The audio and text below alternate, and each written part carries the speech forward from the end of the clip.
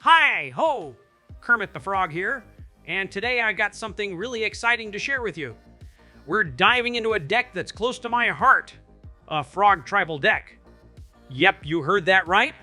All frogs all the time. Now, you might be asking Kermit, why frogs?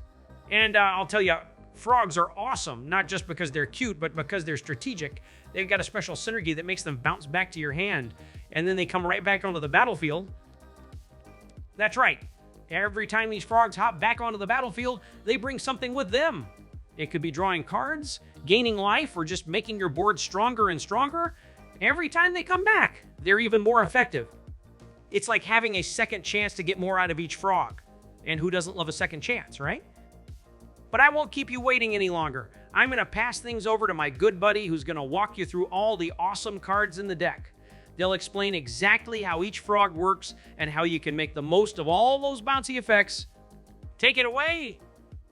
Thank you very much, Kermit, for that very nice introduction. Let's hop into the deck and go over the strategies and the creatures. Let's hop right into it. At 1 mana, we're going to go with the Mist Breath Elder. This is a 2/2 for 1, and it says, at the beginning of your upkeep, return another creature you control to its owner's hand. If you do, put a 1/1 counter on Mist Breath Elder. Otherwise, you may return Mist Breath Elder to your owner's hand. So this is just an engine for 1 mana. It's an engine that will constantly, at the beginning of our upkeep, return one of our creatures or bounce it, and then return it back once we cast it. So it gives us the ability to bounce some smaller creatures or even a 2 mana creature, and then just be able to recast it to get its ability again. And if we have enough mana, then we can even cast some of the bigger boys to get their effects, since their effects are more powerful. Next up, we have another card that does the same thing. This is Splash Portal. It's the only sorcery in the deck. It's a 1 mana sorcery that says exile target creature you control, then return it to the battlefield under its owner control. If the creature is a bird, frog, otter, or rat, draw a card.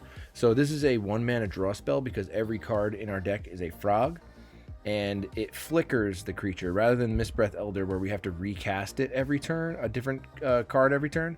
This just flickers it, so it will exile it and then immediately return it back to the battlefield so that you get the ETB triggers for if the creature has one, and you also get the triggers for all the other creatures that have synergy with creatures leaving and re-entering the battlefield, which we'll get into soon. Next up is the Sun Shower Druid. This is a 0/2 for 1 that says when it enters, put a 1/1 counter on target creature and you gain 1 life. So this is going to be one of those cards that we're going to target early on for that Mist Breath Elder or the Splash Portal. So we can play this, have it come in, put a 1/1 counter on something else, gain the life, and then we can have the Mist Breath Elder return this to our hand, or Splash Portal return it and then return it back to the battlefield so that we can again put another 1/1 counter on another creature and gain another life for 1 mana. This is a great target for bouncing. Next up, we have the Valley Mightcaller. This is a staple in rabbit decks as well. It's a 1 mana 1/1 with trample that says whenever another frog, rabbit, raccoon, or squirrel you control enters, put a 1/1 counter on the Valley Mightcaller. So for those rabbit decks that are pumping out a bunch of tokens, like Hop to It gives this thing +3/+3. While all these frogs are leaving and re-entering the battlefield, every time they enter, even though that creature was already on the battlefield and already triggered the Mightcaller once, it triggers it again. So the more you can bounce things and return them to the battlefield, the bigger and bigger and bigger this creature gets. And this is definitely a 1 mana card that is a win condition. This is a game ender, especially with some of the other cards that we have coming up that I'm going to explain. But just having the trample is powerful enough to end games with the amount of times we can bounce creatures. All right, next up, we have the Dowerport Mage. This is a 2 mana 1/3. It says whenever one or more other creatures you control leave the battlefield without dying, draw a card. So that's exactly what I was talking about before with the synergies of the other creatures, that just having them leave the battlefield and come back they all these creatures have different synergies for those actions. So this one is mainly for leaving the battlefield. So you have the ability to have a creature leave the battlefield, and you get to draw a card for it. And then this has a tap ability that you can return a creature to its owner's hand, which would mean your creatures. So if you don't have any splash portals, you can just use this creature as your way of returning things to your hand. And then you get that value of an extra card. Speaking of extra cards, this is definitely going to be one of those cards that you're going to want to keep bouncing back and forth and returning to the battlefield, because its ETB trigger is whenever it enters, draw a card. So if you flicker this card with Splash Portal, you're going to draw a card for it being a frog. You're going to draw a card with it leaving the battlefield, and then you're going to draw a card for it entering the battlefield. So just having this on this creature and this creature on the battlefield, and then flickering it with Splash Portal, you get 3 cards for 1 mana, which is absolutely wild. Even though this is a 1/1, doesn't matter. That's a great value. All right, next up is 3 Tree Scribe. This is a 2/3 for 2. It says whenever 3 Tree Scribe or another creature you control leaves the battlefield without dying, put a 1/1 counter on target creature you control. So just like the Dowerport Mage, it only cares about creatures leaving the battlefield without dying. So Splash Portal, Mistbreath Elder, those bouncing abilities are going to allow you to constantly put 1/1 counters on creatures, especially if you have the Mistbreath Elder. Just having that return something at the beginning of your upkeep, and you just keep replaying it like the Sunshower Druid. Now you're adding 2 +1/+1 counters by replaying the Sunshower Druid. Next up is our legendary Clement the Worrywart. This is a 3 mana Simic 3/3 with Vigilance. And it says whenever Clement the Worrywart or another creature you control enters, return up to 1 other target creature you control with lesser mana value to its owner's hand. So now you don't even need that 1 mana creature. You don't even need the Mistbreath Elder. You don't need that. You can just have this guy out there and then just cast more creature spells, and then you can return lesser mana value creatures to your hand and then replay them, and it'll trigger all the other triggers. And then one of the best parts of this creature is the last ability that says frogs you control have add blue or green, spend this mana only to cast creature spells, which other than Splash Portal, our entire deck is creature spells. So it just turns every single one of your creatures into a mana dork. So when you run out of mana, you can use your creatures to tap, to recast things, to bounce stuff, to do anything. It just adds a lot of value and versatility to your creatures. Next up is the Long River Lurker. This is a 3 mana 2/3 with Ward 1. And it says other frogs you control have Ward 1. So it's like a Frog Lord, but for Ward. That rhymed. When Long River Lurker enters, target creature you control can't be blocked this turn. Whenever that creature deals combat damage, you may exile it. If you do, return to the battlefield under its owner's control. So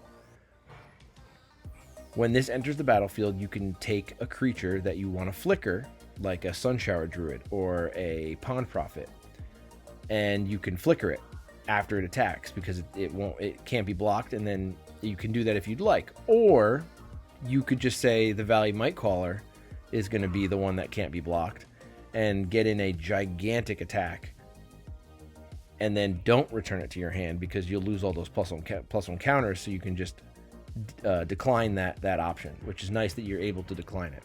But this is a good way to finish a game off in case you don't have enough damage on the battlefield to get past whatever creatures that the other opponent has put out.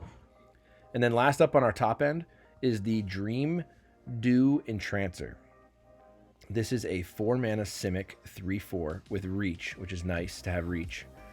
And it says when Dream Dew Entrancer enters, tap up to 1 target creature and put 3 stun counters on it. If you control that creature, draw 2 cards. So like in a pinch, yes, you could stun one of your own creatures to draw 2 cards. Yes, and then you could bounce that creature, like stun a Sunshower Druid, and then bounce. It doesn't matter if it has 3 stun counters on it, because it's not a very powerful creature in attacking or defending. And then you could just bounce it, and it'll lose all those stun counters, and then come back into the battlefield and do all of its +1/+1 counter and gain a life shenanigans. Just like the Pond, you could do with the Pond Prophet too. You could do it with the Long River Lurker to make someone unblockable. There's a lot of versatility, a lot of options. Every single one of these creatures has a positive synergy to go along with the other creatures in this deck. There's not one creature here that doesn't interact with another one of the creatures. The only creature I could really say would be the Pond Prophet, where it just draws a card, but that fits in so well with the synergies of everything else in this deck, of just letting you cast things, bounce things, and recast them, or whatever it is you're going to do to get them back and forth on the battlefield to draw more cards. So that's the creatures, that's the spells. You can see that we have a little bit more green than blue, but we have a lot of 1-drops that are green. And then this guy's very versatile with his mana base, so it really doesn't matter. So let's jump into the mana base. Average mana cost 1.94, very nice and low. We still have 24 lands though, just because we're gonna be drawing so many cards. We want to make sure we have all those lands. We're gonna go with 4 forests, 4 islands, 8 dual lands, 2 Cavernous Souls just to keep them from being uncounterable. I don't want to put too many more of them in there just because I don't want to get screwed with not being able to cast those splash portals, just because it's the only card here that isn't a creature. Then we also get to take advantage of some of these lands from Bloomburrow that are very creature tribe specific, like the Okalo Village. You can only spend mana to cast it on a creature spell. That's why I only included 2 of these, because there's so many of these. But then it has this other ability where you pay 1 and tap it, and you can put a 1/1 counter on each frog, rabbit, raccoon, or squirrel you control that enter the battlefield this turn. So if you bounce 4 creatures somehow, you could pay 1 and tap this, and then all 4 of those creatures would get +1/+1 counters, which is huge. And then the Lily Pad Village is another one. This one's a little more frog-centric, being lily pads. This one can also, again, only tap for colored mana if you're casting a creature spell, otherwise it's colorless. And then its ability, just like the other one has the ability with the +1/+1 counters, is you can pay 1 and tap it to surveil 2, and activate it only if a bird, frog, otter, or rat enter the battlefield under your control this turn. So obviously frogs are going to be bouncing in and out of your hand, in and out of exile, all over the place. So there definitely will be a frog that entered the battlefield this turn. So you'll be able to surveil 2 for sure, if you're looking to do that on the stack before you draw cards or whatever it is that you're going to do. It definitely helps get the cards that you need where you need them. So that's the deck. I'm going to throw it back to Kermit for the little outro, and we'll catch you on this channel for another Deck Tech. Well, that was a lot to take in, but I think I got it. Frogs bounce back, they come back stronger, and you get all kinds of cool effects. Sounds like a pretty fun deck to me. Thanks for showing us how it works, and thanks to you for watching. If you enjoyed the Froggy Fun, make sure to like, comment, and subscribe. I'll see you next time.